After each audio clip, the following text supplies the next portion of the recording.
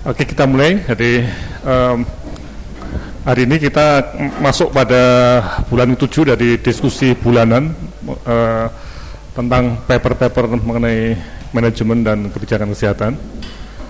Nah, diskusi bulan ini memang nanti dipandu Pak Rosi, atau Pak Rosi akan membawakan beberapa hal, dan ada satu hal yang nanti saya akan membahas juga mengenai satu paper yang bisa ditayangkan di sana nanti ya.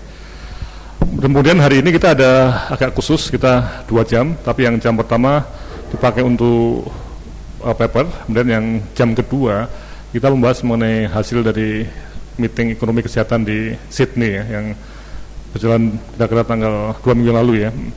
Dan di sini juga kita undang khusus dari Surveymeter, Bu Bondan, Pak Kawan Diono, dan Pak Jeff juga ya, untuk kita melihat bagaimana yang terjadi dengan ekonomi kesehatan ya setelah mungkin lebih dari 50 tahun ya, 50 tahun celebrating ya. Dan khusus untuk saya sendiri juga sekitar 25 tahun kira-kira menggeluti ini, dan dulu Pak Rosi ini bos saya dulu yang mencarikan sekolah saya di York ya, yang nanti kita lihat perkembangannya sampai sekarang itu bagaimana, nanti kita lihat. Dan juga nanti ada beberapa hal yang nanti Pak Denny, Mbak Tiara akan melaporkan mengenai analisis abstraknya, yang kita bisa melihat trennya bagaimana, dan nanti juga akan kita bisa masukkan ke web, tapi belum ya, masih daftarnya ya, daftar dalam proses ya. Nah, ini nanti kita akan bahas pada jam 1 sampai jam 2 ya. Oke. Yang pertama ini kita akan membahas sebentar mengenai masalah addressing maternal healthcare through demand-side financial incentive, experience of Janani Suraksa Yojana program in India ya. Nah, saya akan mencoba untuk membahas dari aspek maksudnya apa yang terjadi di situ dari kacamata mungkin ekonomi kesehatan atau subsidi ya, demand and supply ya. Nanti masalah demand and supply ya. Dan Pak Rosi nanti akan membahas juga terkait dengan aplikasi misalnya tentang BL, bantuan langsung SM ya, balsem BLSM sementara masyarakat ya, balsem tadi. Nah, ini menarik, nanti kita akan lihat ya. Pak Rosi dulu atau saya langsung apa?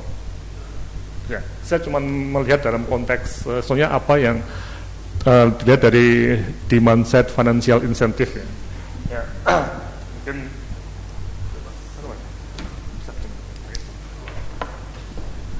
jadi ini akan saya tanggapi dari apa yang kita sebut sebagai kebijakan untuk membantu masyarakat miskin. Jadi ada satu konsep ya yang sebenarnya sangat menarik. Jadi dunia termasuk tadi maternal healthcare itu sebenarnya dunia yang sangat dipengaruhi oleh pasar ya, oleh market, demand and market ya.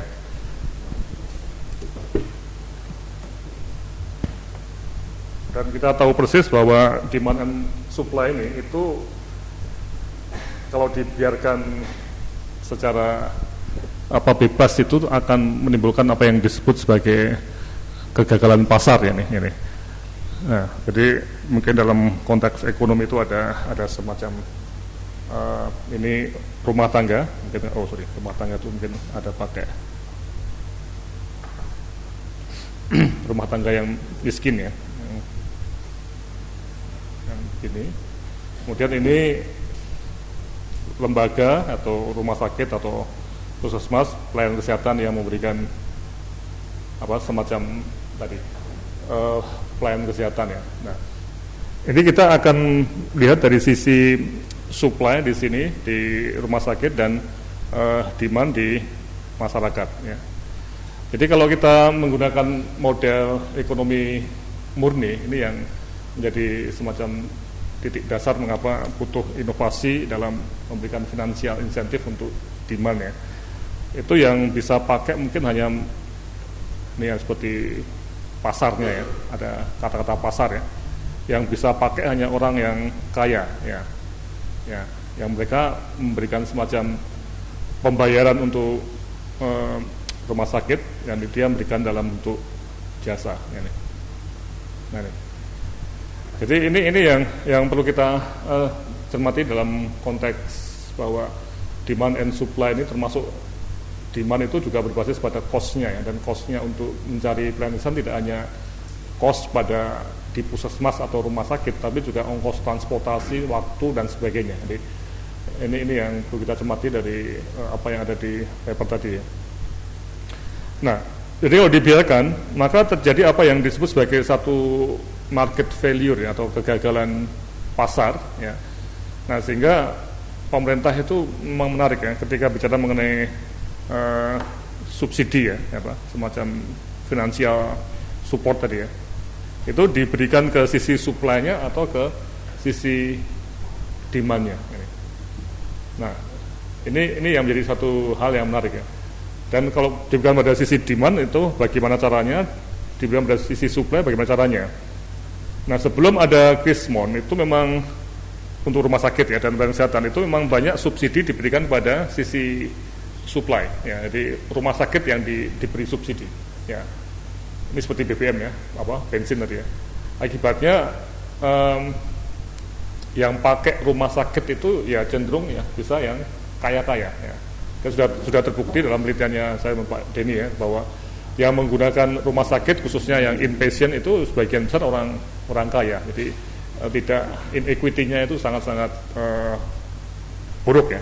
Nah, kemudian muncul subsidi untuk orang miskin yang diberikan ke demand, jadi ke arah demand finansialnya. Nah, itu dengan bentuk askeskin atau Jamkesmas dan nanti BPJS itu diberikan di sini ya. Jadi tidak hanya di sini ya. Dengan harapan bahwa mereka bisa pakai di sini ya. Nah, ini nanti akan kita diskusikan Pak Rusi ya. Pak Rusi tentang masalah ketika finansial itu diberikan kepada demand untuk berbagai pelayanan yang khusus ya. Ini adalah pelayanan kesehatan ibu ya. Atau diberikan uang tunai kayak balsem itu apa? Nah, ini tentunya akan ada perbedaan cara penggunaannya ya. Kemudian juga yang menarik dari adanya ini juga apakah sampai ongkos transportasi itu diberikan atau tidak, itu yang nanti kita akan lihat dari artikel ini ya. Tapi intinya dengan memberikan semacam financial insentif di sisi demand tadi, itu kegagalan pasar itu bisa dikurangi. Jadi ada intervensi pemerintah yang mencoba untuk mencegah kegagalan pasar ini ya. Nah, nanti akan Pak Rusi mungkin akan membahas mengenai apakah model ini baik dibandingkan dengan balsem yang diberi cash ya. Diberi cash itu bisa saja yang diberi cash itu tidak memakai untuk KIA atau untuk kesehatan atau untuk beli makanan, tapi untuk beli rokok, karena tidak ada kontrol tentang perilaku demandnya tadi, masyarakatnya, apakah diberi kemudian dipakai untuk hal yang berguna atau yang tidak berguna. Oke, itu Pak Rusi untuk dari bahasan saya sementara. Mungkin Pak Rusi untuk yang topik istimewa.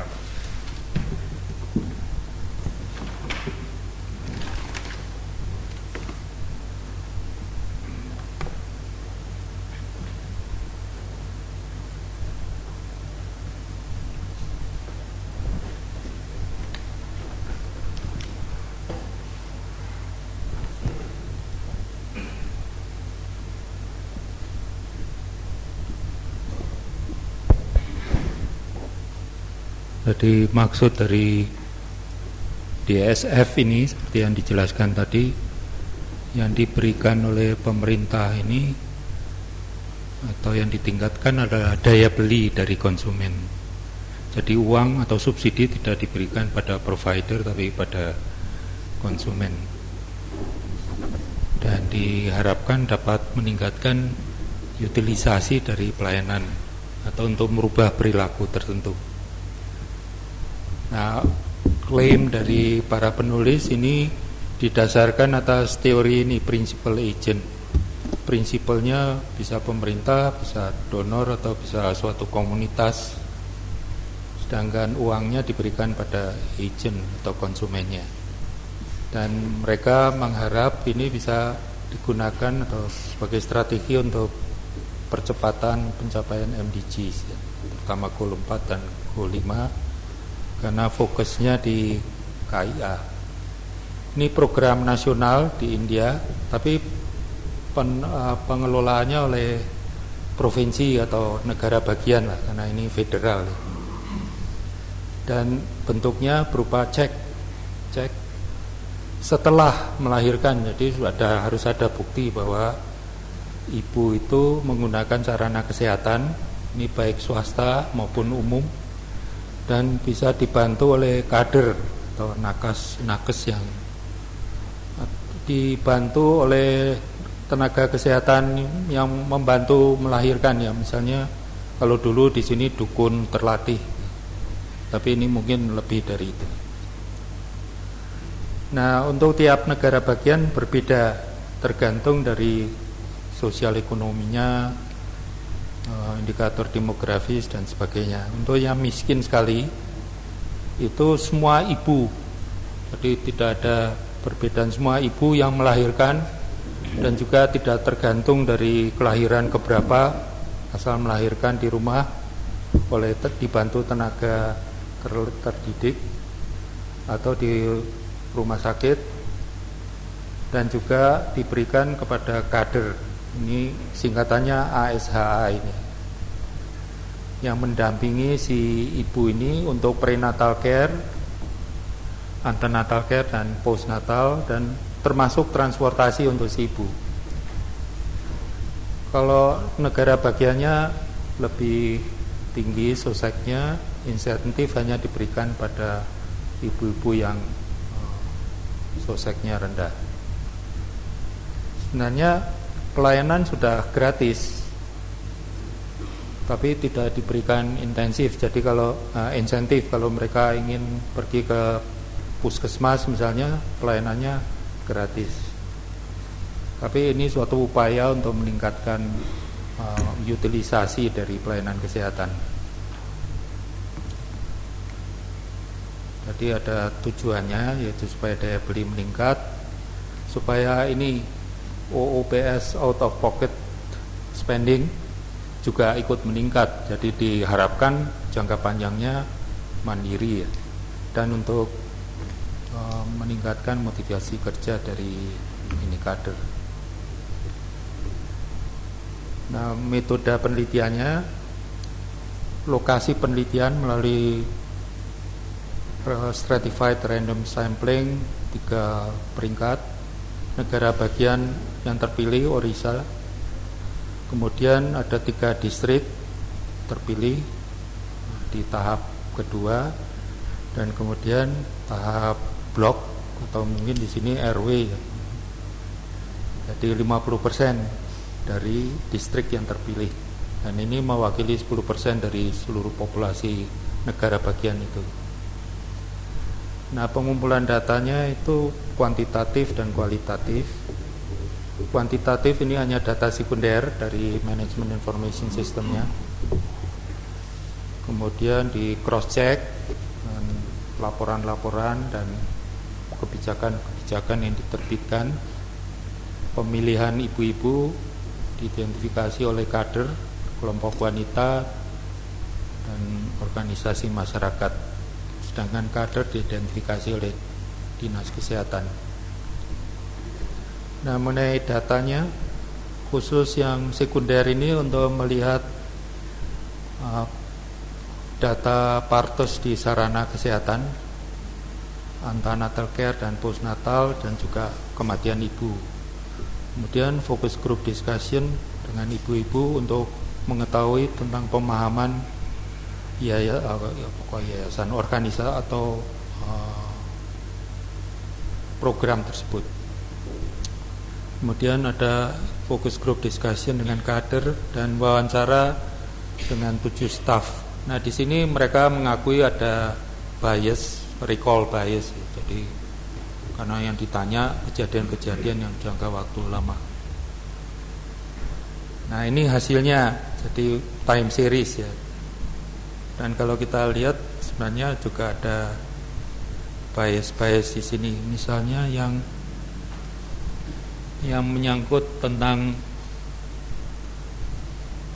antenatal care ini, yang ada beberapa yang sebelum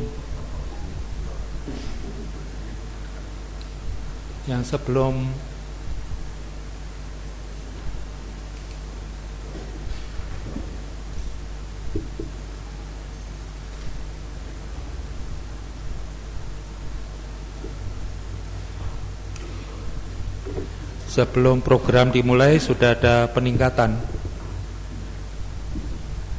Jadi ini satu kelemahan bukan kelemahan dari time series, bisa dilihat apakah sebelumnya sudah ada kecenderungan untuk meningkat dan memang meningkat terus. Mungkin dengan adanya stimulasi insentif itu ya meningkat terus.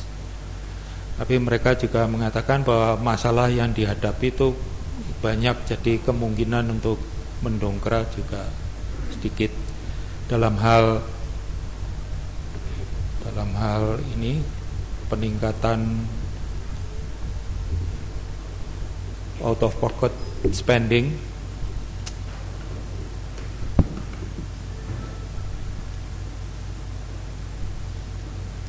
Ada peningkatan juga.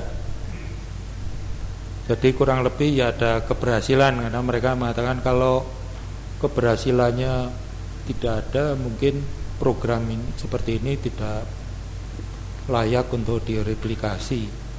Tapi ini bisa memberikan ide kepada kita mengenai bagaimana memanfaatkan insentif atau bantuan langsung atau apapun namanya subsidi supaya lebih terarah dan ada buktinya. Jadi ini diarahkan khusus untuk konsumsi pelayanan kesehatan ibu dan anak dan tepat untuk memecahkan masalah karena kematian ibu dan anak yang cukup tinggi di India. Ini kira-kira ringkasannya seperti itu. Ya, ini menarik ya. Jadi ada insentif finansial yang diberikan pada ibu-ibu yang tadi mengerjakan yang baik ya. Kalau di beberapa negara yang maju malah kebalikannya ya. Kalau tidak mengimunisasi itu bisa didenda. Nah, ibu-ibu yang gagal mengimunisasi anaknya atau mungkin di penjara kalau penyakit TB ya. Jadi mengenai masalah insentif and disinsentif ini yang menarik ya. Dan ini financial insentif untuk mendorong ibu-ibu pergi ke tempat-tempat pelayanan kesehatan. Oke. Silakan ada komentar mengenai paper ini. Ya. Dan ada ide-ide apa yang bisa dikembangkan untuk penelitian-penelitian yang menarik ini. Ya, silakan Pak Putu. Ya, sedikit aja Pak. Kalau masalah insentif ini apakah bisa dikatakan yang jam persal yang sekarang berlaku di Indonesia itu juga sebagai insentif, bahwa ketika mereka melahirkan atau ya melahirkan di fasilitas kesehatan mereka akan mendapat bantuan jam persal, tapi kalau mereka ke dukun misalnya atau ke tempat lain kan tidak mendapat bantuan itu. Jadi jam persal itu diberikan kepada pemberi pelayanan atau kepada si konsumen? Memang itu kepada pemberi pelayanan, tapi ya, tidak langsung. Ini kepada konsumen. Ya. Tapi setelah melahirkan. Lalu bagaimana dengan biaya pelayanannya? Maaf, tadi saya agak terlambat.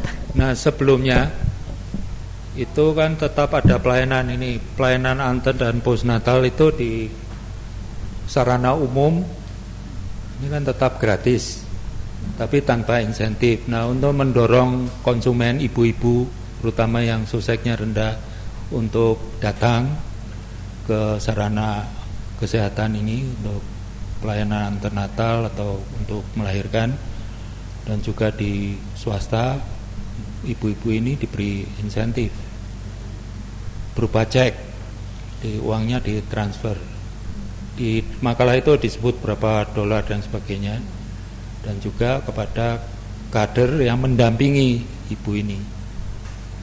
Nah, kalau di negara bagian yang performanya sudah baik, insentif hanya diberikan pada ibu-ibu miskin. Ini untuk negara bagian yang miskin betul, baik untuk daerah urban, rural, untuk semua ibu dari segala macam status sosial ekonomi. Untuk kelahiran walaupun anak ke-10 ya tetap disubsidi, tapi diberikan langsung pada konsumen. Jadi idenya itu ini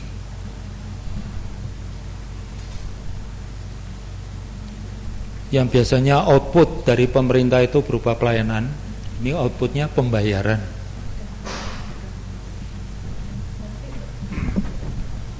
Ya, jadi gimana, Ustaz?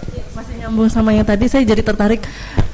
Ada kasus juga di teman-teman, ya, beberapa orang yang saya kenal di Australia, yang sekarang tinggal di Australia itu, mereka juga begitu tertarik untuk melahirkan di sana karena mendapat insentif dari pemerintah. Jadi itu seolah-olah melahirkan itu jadi seperti untuk mendapatkan penghasilan tambahan gitu. Apakah nanti jadi seperti itu juga, Pak? Karena lumayan dapatnya dari pemerintah. Jadi itu yang ada indikator-indikatornya tuh, harus memenuhi syarat indikator demografis, sosial ekonomi dan kesehatan. Ini karena utilisasinya rendah, utilisasi tenaga terdidik, terlatih. Maksudnya ini ya, dalam konteks jam person menarik ya. Jadi ini lagi jam person sudah diberikan pada rumah sakitnya, dia bisa klaim tuh kalau misalnya ada ibu-ibu miskin ya. Ini juga bagian dari tadi supaya kegagalan pasarnya itu tidak terlalu parah ya. Namun juga ternyata kan cost-nya untuk pergi ke bidan atau puskesmas juga macam-macam tuh ya. Dan itu kan jam person tidak membayarin cost untuk transportasi atau waktu atau macam-macam ya. Enggak. Nah, sehingga diberi insentif finansial. Jadi kalau dia sampai ke sana diperiksa dan oleh bidannya kemudian dikasih tadi semacam fuse atau apa tadi, atau semacam apa tadi, cek ya Pak, langsung cek ya, cek yang bisa diuangkan. Jadi dia terbukti sudah sampai ke sana ya, kayak ini jam personal plus tuh ya. Nah, mungkin bisa diteliti di sekarang pun ya. Yang jam personal pun yang miskin pakai nggak nih? Jangan-jangan juga tetap nggak pakai nih, atau ANC-nya juga jelek nih. Mungkin perlu di apa? Yang kalau Ya.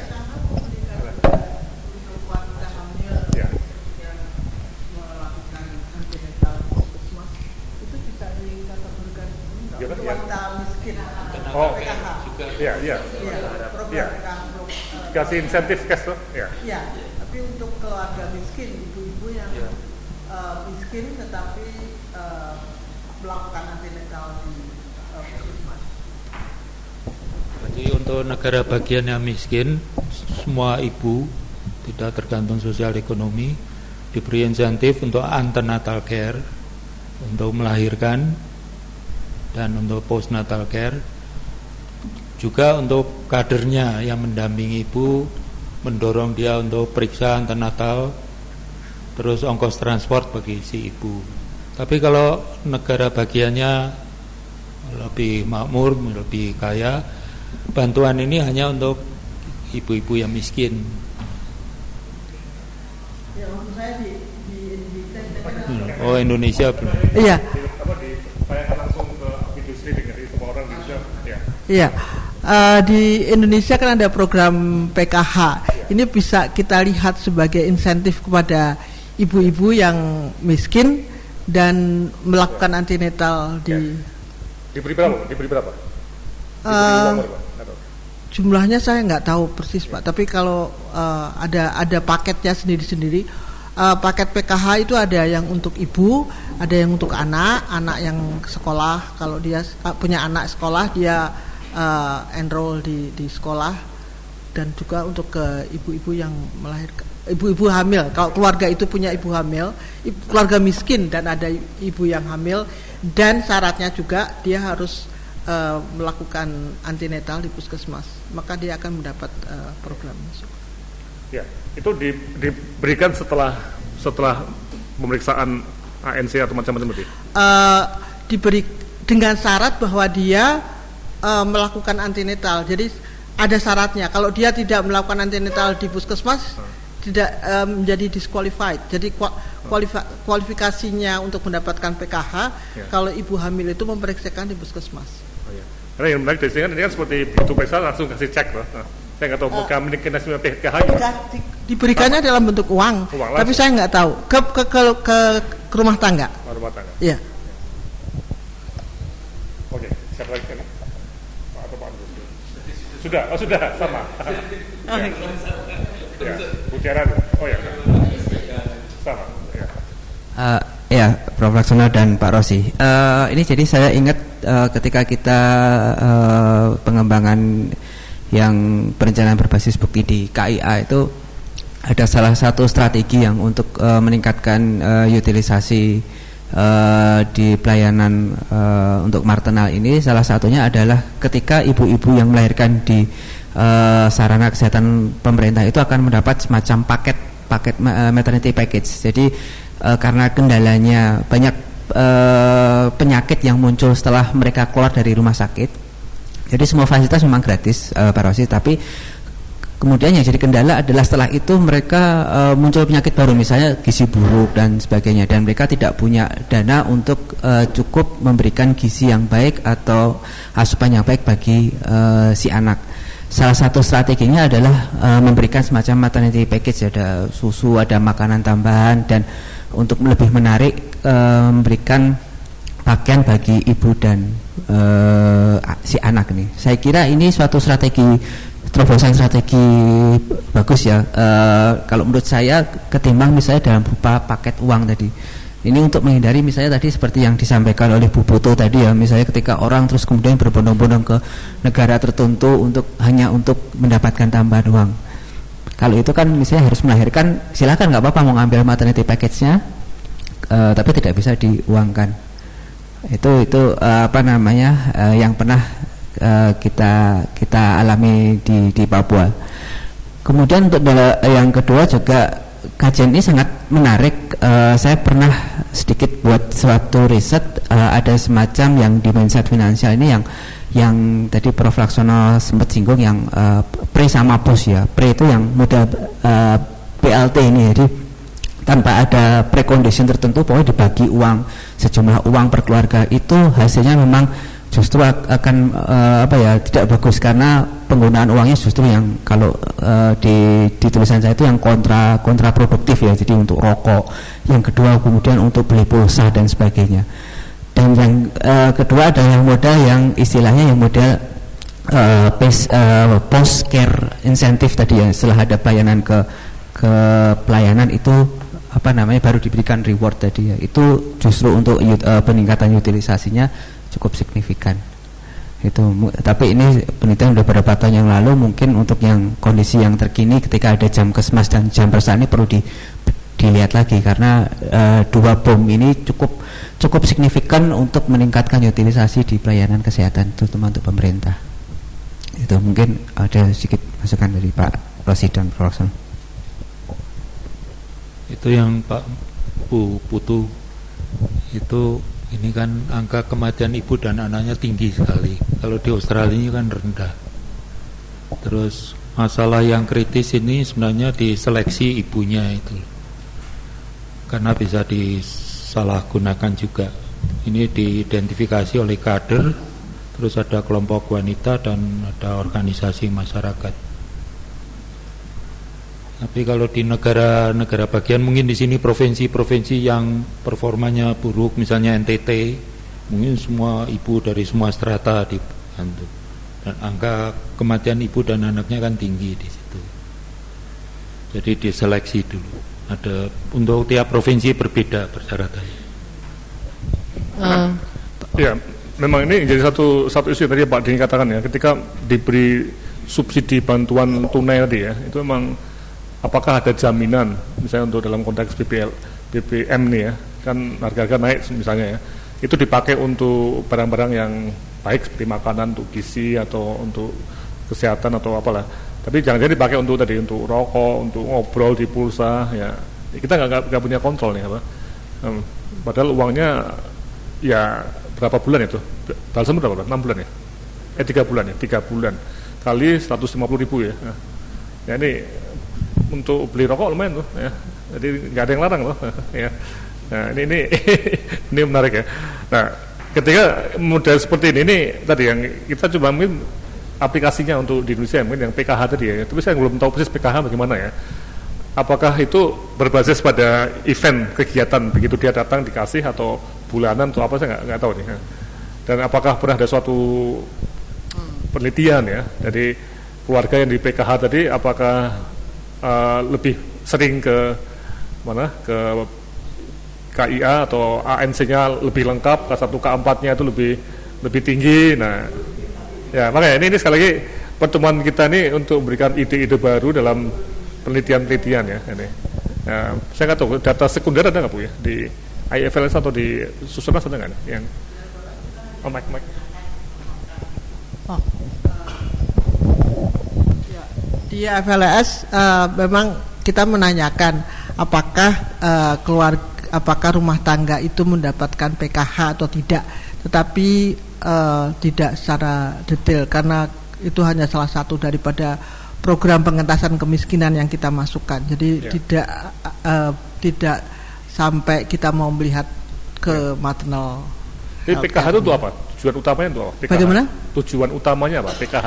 Itu salah satu program pengentasan kemiskinan daripada. Jadi tidak spesifik untuk kesehatan ya, tidak.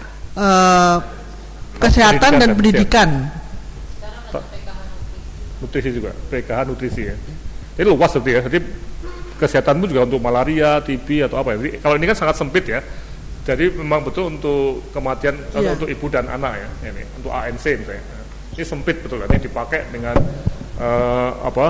semacam tadi cek atau pembayaran berbasis pada kegiatan spesifik ini. Ini yang menarik ya. Oke, silakan Mbak Tiara. Ya, Mike, bentar. Mike. Sebenarnya menarik juga karena presentasi penelitian yang di India ini kita justru mungkin belum banyak yang tahu kali ya bahwa ada PKH sebenarnya di Indonesia. Setahu saya tidak semua provinsi kalau nggak salah Bu. Belum semua provinsi, tapi itu sudah dari tahun 2009-2010 oleh Departemen Sosial. 2005. Incremental-annya. Nah, jadi sebenarnya bagus juga kalau kita bisa menghubungi Departemen Sosial gitu misalnya, karena mungkin belum ada evaluasi yang semacam di Jamket ya Pak, semacamnya di India untuk program keluarga harapan Depsos gitu kan. Sebenarnya metodologinya kan tinggal diadaptasi dari yang penelitian sebelumnya karena sama persis gitu.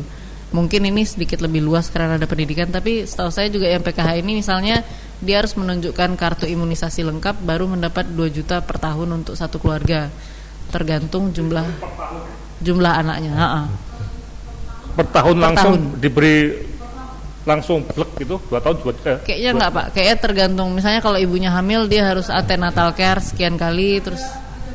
Iya ada paketnya. Ya karena sekali lagi ini juga menarik ya mengenai bagaimana channelingnya ya. Jadi kalau bulanan misalnya 2 juta bagi 12 berarti sekitar berapa tuh? Sekitar 200.000 ya, 175.000 ya per bulan ya. Itu mungkin bisa dipakai untuk nyicil ya. Tapi kalau 2 juta langsung setahun diberi 2 juta itu bisa dipakai untuk motor, untuk beli apa? Bisa loh untuk apa? Yang ada hubungannya sama sekali, tapi bisa loh dipakai itu ya. Sebenarnya yang ini itu menariknya di India ini dia dipakai untuk ANC ya, financial insentif tadi. Ya. Oke, dari Untar silakan tentang hal ini. Ya. Jadi kalau saya membayangkan kalau ini diterapkan di Indonesia gitu, ini ada constraint-nya yang jelas. Yang pertama dari supply-nya dulu. Kalau ini kan ada kata-kata accredited. Ya, jadi kadernya pun sudah kader yang dilatih, sehingga kita tidak lagi membayangkan ada masalah akses ke pelayanan kesehatan. Nah, sehingga dari sisi demand yang diintervensi. Nah, kalau kita melihat di tempat kita, ini tempat pelayanannya pun masih belum bisa diakses dengan baik, gitu. Sehingga mungkin biayanya atau ceknya itu jadi kurang kalau tadi ditambah dengan transportasi. Yang kedua masalahnya bisa timbul kalau misalnya ada banyak penyedia layanan, itu ada kompetisi.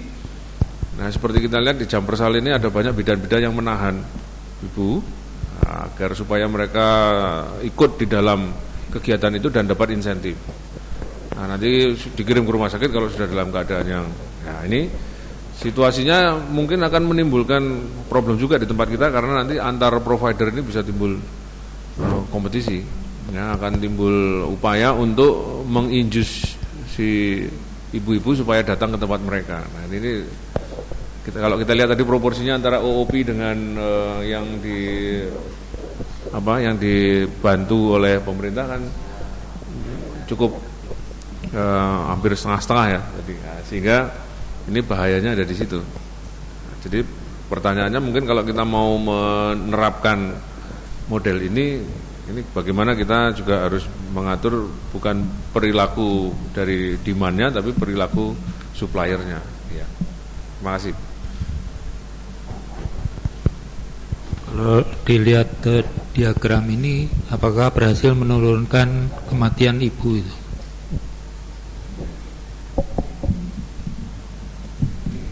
Yang merah.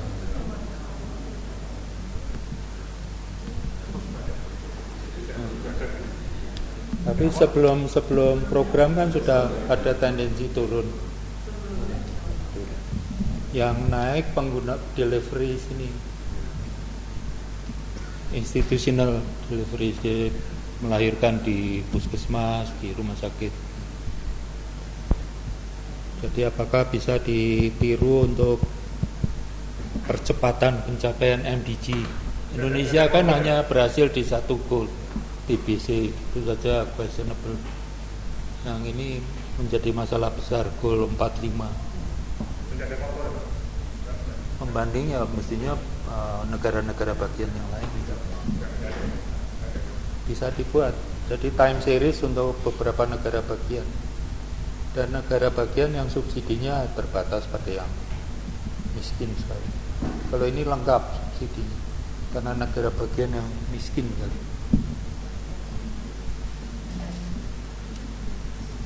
Ada satu lagi Pak. Ya.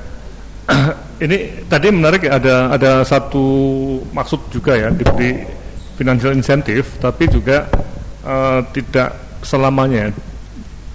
Salah satu tujuan itu untuk juga meningkatkan out of pocket spendingnya Pak ya. Ini logikanya apakah ini menarik supaya para ibu-ibu kemudian setelah biasa didanai, diberi insentif, kemudian dia akan mengeluarkan sendiri, atau logikanya kok malah mungkin malah dependent ya, atau malah enggak, ini gimana Pak? Caranya gimana? Yang hijau OOP. Ya. Jadi malah turun OOP-nya atau apa?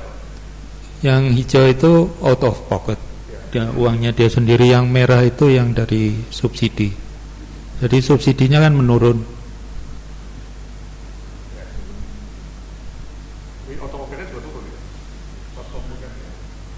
Ya diharapkan kalau mungkin ya jangka panjangnya yaitu jangan sampai meningkatkan kelahiran, tidak jadi seperti Australia atau Singapura, malah melahirkan itu didorong, dikasih insentif.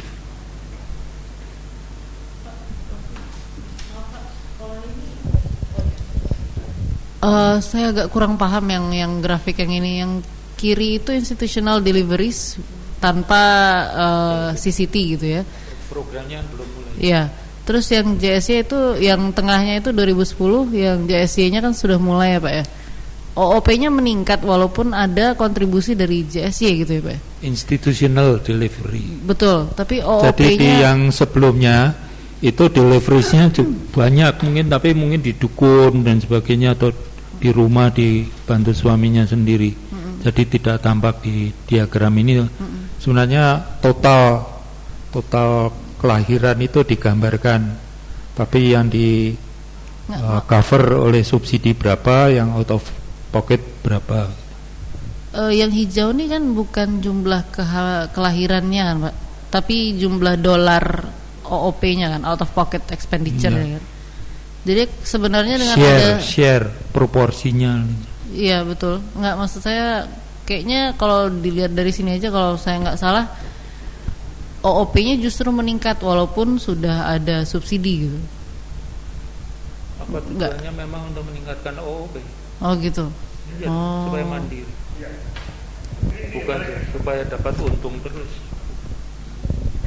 Jadi ini masalah apa yang selalu didebatkan ya, balsam atau macam-macam itu membuat ketergantungan, jadi semakin malas ya, minta terus ya. Nah ini memang ada tujuan yang memang untuk ya lama-lama dia juga paham dan dia akan mengeluarkan dari kantong sendiri untuk yang tadi. Itu data tetap gratis loh, ANC-nya tetap gratis loh di poin observasi untuk yang lain-lainnya. Jadi kebiasaan tadi untuk ANC. Jadi kalau kita lihat di India itu kan ibu-ibu ini di bawah bapak-bapak gitu ya, kayak kita.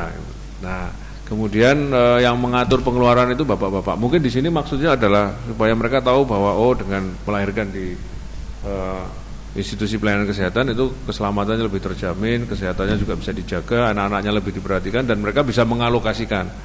Nah, mungkin ini malah ada pembelajaran untuk mengalokasikan uangnya.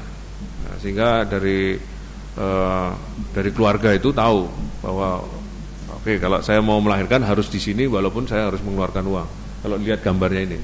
Jadi tujuannya bukan untuk mengurangi OOP malah mungkin, tapi untuk mengalokasikan dana-dana keluarga untuk melahirkan di institusi pelayanan kesehatan.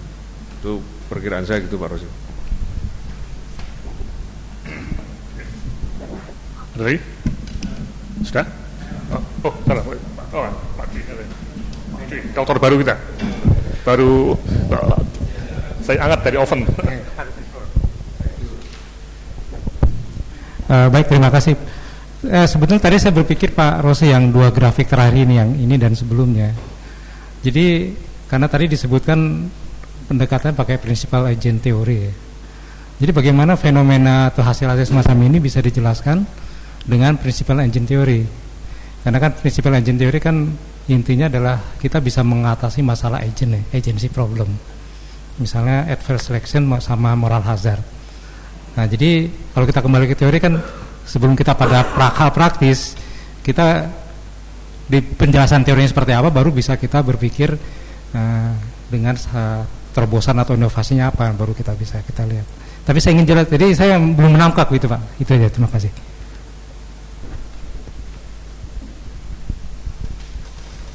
Ini kelihatan betul baru lulus S3 ini. Teori, penting teori. Nah, saya kurang paham principal agent teori. Di makalah itu disebutkan prinsipalnya itu yang memberi uang, kemudian agentnya ya si konsumen. Tapi detailnya teorinya itu mungkin Pak Dwi yang bisa menjelaskan. Kan masih fresh. Ya, jadi justru saya masih berpikir aplikasinya Pak. Jadi kan intinya kalau ada intervensinya. Ya. Intervensinya kan berupa pemberian subsidi. Betul. Insentif. Nah, jadi kan dalam posisi seperti ini kalau menurut teori agent tuh akan cenderung moral hazard ya. Jadi ada 2 masalah, misalnya sebelum diberi itu masalah adverse selection. Jadi salah pilih atau tidak. Jadi benar nggak pilihannya, itu pertama. Kemudian pasca setelah dikasih uang, apakah agentnya tadi ada moral hazard atau tidak. Nah, ini saya yang belum dapat gambaran sehingga seharusnya fenomena teori ini itu bisa menjelaskan hasil-hasil yang dicapai dalam 2 grafik tadi. Nah, ini saya tidak menangkap sebetulnya bagaimana penjelasannya. Apakah memang terjadi moral hazard di sana sehingga misalnya OOP-nya tidak terlalu meningkat misalnya, atau bagaimana, itu yang saya belum dapat gambaran. Jadi itu di makalah itu dijelaskan dari hasil FGD terus wawancara. Ini yang mungkin Pak Dwi mengkaitkannya dengan ini dulu, perlindungan risiko finansial. Ya, itu mungkin maksudnya. Ya. Nah, ya jangan tanya saya, tanya 2 peneliti itu. Ya. Saya ini jadi satu PR betul ya untuk kita semua ya, juga Pak Dwi supaya lebih. Ya, kalau kita dari prinsipal agent teori kan sebenarnya lagi dasarnya itu ekonomi Pak ya, betul nggak Pak? Ya, jadi ekonomi yang memang kenapa kok rumah sakit ataupun puskesmas mau menyediakan pelayanan antenatal care misalnya ya. Kan harus ada uang masuk toh untuk rumah sakit, entah itu bentuk subsidi atau apa ya. Nah, ini sudah diberi subsidi tadi, gratis tadi ya. Tapi ini kalau yang diberi cuma rumah sakit saja subsidi ya. Sementara agen yang lainnya itu ibu-ibu tadi atau keluarga tadi ya tidak diberi insentif, jangan-jangan juga tidak datang ke rumah sakit karena walaupun gratis mereka tidak sampai ke sana Pak. Jika kan tidak ada kegiatan nanti ya. Nah, karena itu diberi finansial insentif supaya mereka ke sana dan memahami semacam manfaatnya ya. Nah, setelah 2 atau 3 tahun nanti dikurangi ini subsidi tadi, itu akan terus meningkat auto pocketnya, itu logikanya Pak. Jadi saya kira prinsipnya tidak sangat terkait dengan murah hazard belum ya, tapi lebih supaya antara ibu-ibu puskesmas dan juga pemerintah itu ada dinamika yang dipicu oleh ekonomi tadi Pak. Jadi para agen tadi itu bergerak Pak. Itu yang. Coba nanti kita lihat lagi ya. Di waktunya mungkin nggak cukup ini, kita udah jam 1 kurang, kita harus berhenti di sini. Kalau ada berarti sudah atau mau? Belum mau mulai sekarang. Apa? Makalah yang kedua enggak? Iya, atau nanti kita tunda minggu depannya, bulan depannya ya. Nah waktunya, udah lagi udah ya, satu, tiga mau, sebentar enggak? Ya satu, terakhir ya, terakhir. Kalau melihat grafik yang tadi yang ada garis-garisnya itu Pak, kan kalau dilihat ternyata MMR-nya tidak menurun sedemikian rupa semeningkatnya institutional delivery gitu Pak. Jadi ternyata peningkatan institutional delivery itu tidak langsung berhubungan dengan drastisnya turun MMR. Justru ini sesuatu yang menurut saya ini menarik. Berarti mungkin ini ada isu mungkin di supply-nya atau di yang lainnya. Kalau pengalaman dari negara lain misalnya Nepal, kalau nggak salah itu mereka institutional delivery-nya tidak terlalu naik, tetapi malah kematiannya menurun drastis. Jadi mungkin dari ini bisa dilihat bahwa ternyata tidak hanya perlu insentif dari demand, tapi mungkin perbaikan kualitas supply-nya seperti yang tadi Pak Andreasta bilang, juga melihat aspek-aspek lain bagaimana dengan KB-nya dan sebagainya. Terus yang kedua, kalau dari sisi pengembangan penelitian, kalau saya juga tidak terlalu paham tentang PKH. Kalau di website-nya ini tulisannya syaratnya itu ada 2, yaitu memeriksakan anggota keluarganya, yaitu bumil dan balita ke fasilitas kesehatan. Yang kedua, menyekolahkan anaknya dengan tingkat kehadiran sesuai ketentuan. Dari sini kita bisa melihat bahwa tidak ada intervensi khusus dari PKH untuk meningkatkan facility delivery. Dan di sini bisa jadi opportunity dari pihak kesehatan sendiri bagaimana supaya hal itu masuk di skemanya dinas sosial, departemen sosial. Itu aja Pak.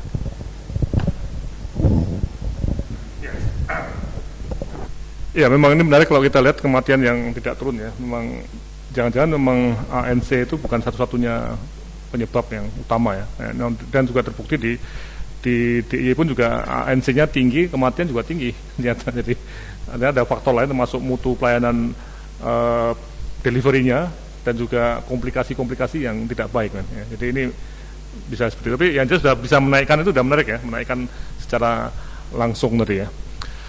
Oke, saya kira untuk PKH memang itu dari masalahnya PKH itu mungkin terlalu general ya. Ini kan spesifik sekali sampai ke event tadi dilakukan dibayar ya. Maksudnya kegiatan ANC tadi. Tapi kalau di PKH seperti saya nggak tahu verifikasinya.